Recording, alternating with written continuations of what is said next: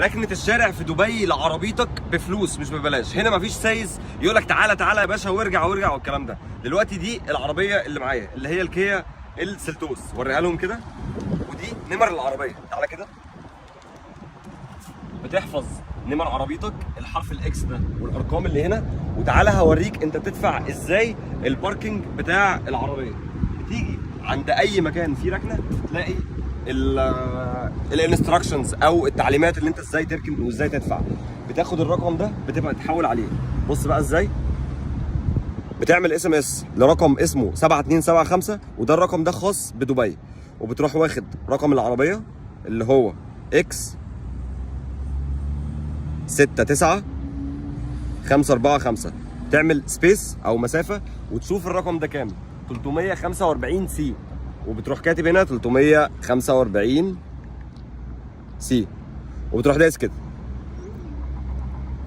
بص بقى بيقول لك ايه النهارده الباركينج از فري لغايه يوم ايه 14/11 الساعه 8 الصبح.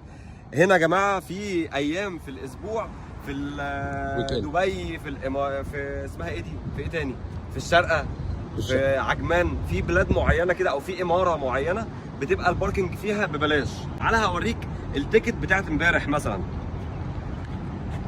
يعني بص انا كنت راكن يوم 12/11، حطيت الرقم والباركينج كان كام؟ كان ب2 درهم. وبيقول لك انت كده هتركن ساعه ب2 درهم لغايه كذا، وبعد انتهاء الساعه بحاجه بسيطه بيروح قايل لك ايه ريمايندر، تذكره او تذكير، اللي هو انت التيكت بتاعتك هتخلص، لو عايز تجدد بتجدد تاني بنفس الرقم. اعتقد النظام ده احلى بكتير من ان يبقى في واحد بيفرض عليك رقم معين، بيفرض عليك 5 جنيه او 10 جنيه وايه يتهاوى او اتاوه. يلا سلام عليكم.